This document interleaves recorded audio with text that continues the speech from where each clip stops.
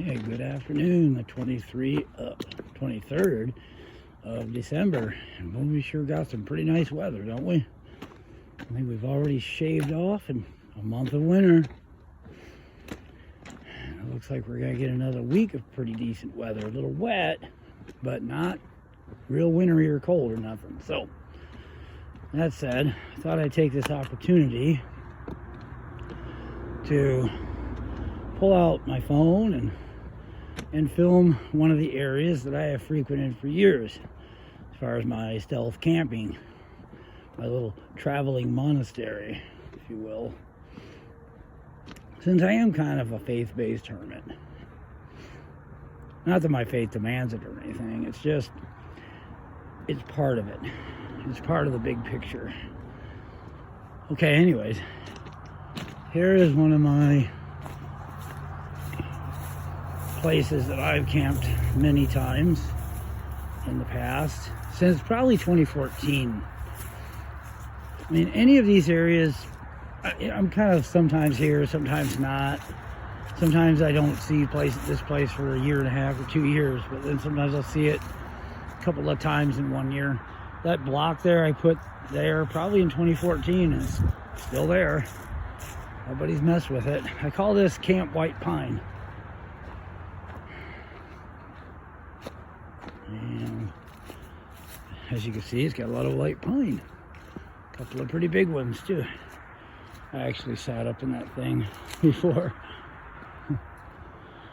Over there, across the way there, is a hunting club. So during hunting season, I avoid this place. This little part here that's really close to the railroad track, I don't think it's the hunting club, but they cross through it, you know what I mean? The hunters do. So anyways, this spot I've checked it a couple of times since I've been back here. And it's not been, nobody's messed with it.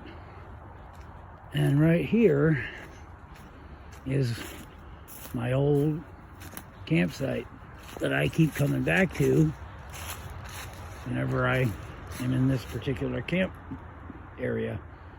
So here we go. As you can see, I have a little rope, and this thing is a little support beam for the runner beam that I use. There's a runner beam that I stretch the tarp over. I lay it from there and I run it right over to here and put that up as a sort of support for it.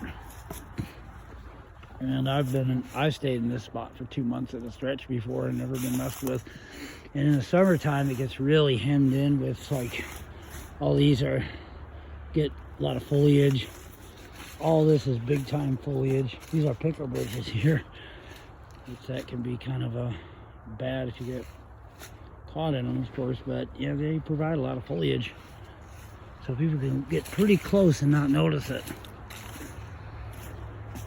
So yeah, I just thought I'm showing the area. You know, this is the type of area that I've always been homeless in. And the reason I've been able to be homeless all these years in this area is because I invested in the lifestyle. You know, I invested in this area, starting with a storage unit, and it's a real good idea. Get a storage unit and start stocking it up with some food, some supplements, socks, you know, backpacks, everything extra that you're going to need. And then start really learning the area. Like these pile of big logs here, it provides places where, especially in the summertime, I will hide water jugs and food, and I could just show up and I'll have my food, my water jugs, and maybe even a quick tarp to throw up with some rope stashed in those logs, in that pile of logs. And I can just set right up. And I'm not too far from my storage unit. I'm about half a mile. But this is in the Du Bois area. And like I say, I'm not always in this area. Sometimes I'm in Clearfield, sometimes I'm up in St. Mary's. Sometimes I'm in Osceola Mills and Phillipsburg. Sometimes I'm over in Jefferson County a little bit, which I usually don't like that county. Cops are a little meaner over there. Let me see. And this is a spot where I like to sit on this log and I look up at the stars and I remind myself that I can't see anything but a creation. I don't believe that all these shapes and designs and stuff that I'm seeing in it. I'll really focus in on certain designs that I see, and there's triangles and rectangles and straight lines of, you know, 1, 2, 3, and 4, and then these other different interesting shapes. So I spent a lot of nights when the sky was clear looking up at the stars and just saying, I can't see that as being an accident. All that empty space, and then this nuclear fission, you know, plant that was just suddenly popped up, you know, for no reason. Why all the empty space in between? Why does it line up the way it does? And, you know, from the largest of galaxies to the subatomic level, everything seems to fall into place. And I just don't buy the atheism, and I'm really grateful that I don't. Now, religion can be disputed, and I can understand people doubting a certain religious bias or something like that, saying, well, look, I don't know who God is. I'm not going to pretend to know. I'm not going to get on a bullhorn on a street corner and start preaching whatever, or telling people what I believe all over the place. So, you know, some people are called to be more spiritual, but they don't have much of a definition. But to just flat out write this off as there's nothing, no intelligent design behind it, I don't know. Well, I don't want to get any deeper into that. It's just, whenever I see this spot, it reminds me of looking up at the stars and looking at what I feel is design. Obviously, I can't prove it. But anyway, moving on to the next thing. Since it is getting around Christmas, anybody that's watching the video who does celebrate those kind of holidays, I personally don't, but if you do, you know, and it's hard to not get maybe sad, because Christmas brings up a reflection of things that you consider hard to remember in your life. You know, if it just brings you down, most people I don't think get too triggered, but Christmas can trigger people, you know. And I just want to say, hey, if you're watching this trail, you're watching Noah Road, look at me. I found inner peace. I'm happy with being homeless out in the middle of nowhere here, and you could use that as a sort of gauge, you know, like if this guy can find some peace and some happiness, then perhaps I can too. I don't know. I just wanted to say that, just in case somebody needed to hear that, needed a little comfort. Well, I'm going to head into town and relax and charge my phone, get a little something real small to eat, you know. One thing I'd like to actually train myself to get better at is fasting.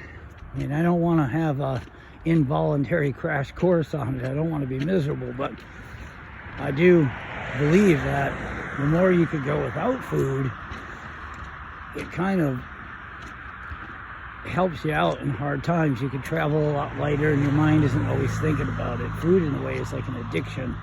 You get used to certain times to eat, and you start to get hungry in your mind before you're actually hungry in the body. And the mind tricks your body into being hungry, and you're really not. And it's sort of like a smoker that's fidgeting for a cigarette is how we kind of fidget for food.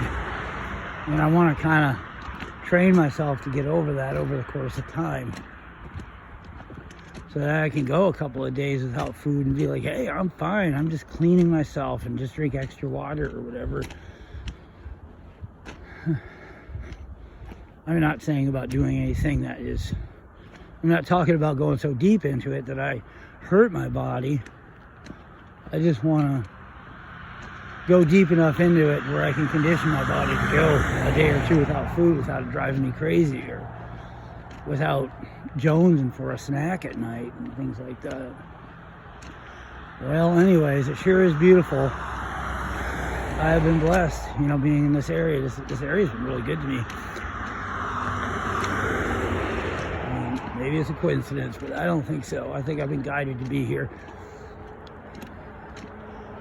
And I'm looking forward to uploading some videos from a different spot. That place there that I just showed you all, I would consider it sacred grounds. I have experienced a lot of sacred moments in that area over the years. So I'll have to say that that's definitely sacred grounds. All right, well, I just wanted to say hi, hop on here and say hi. And, you know, just to give people a little general layout of the area that I like to call my, I don't know, my outdoor monastery. I'm pretty okay, pretty happy with it. I have a dream of finding home and finding where I belong. I really do. But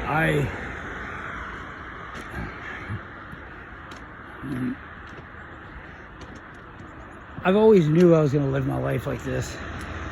When I was like 8, 9 years old, I even dreamed about it and knew about it. My parents, for Halloween, even when I was like 5 years old, dressed me up as a hobo, and I said, boy, this sure feels right. And I used to hop freight trains all around the country and stuff too. I really did. You know, I'm not joking about that. Got a lot of cool stories, and I know the routes pretty well, you know, in a general way. I've probably forgot a whole lot, but it's been a lot of years since I've hopped trains. I just don't travel nationwide anymore. Last time I actually traveled, I actually pushed a cart down from here all the way down to Tennessee. That was in 2016, and then I did a little bit of traveling the summer of I did traveling, that's right, in the summer of 2016, I went out to where the movie Friday the 13th the original was filmed, and I went to Kent, Connecticut, and walked the Appalachian Trail a little bit, not much, and then I hitchhiked back here. I used to roommate with a friend.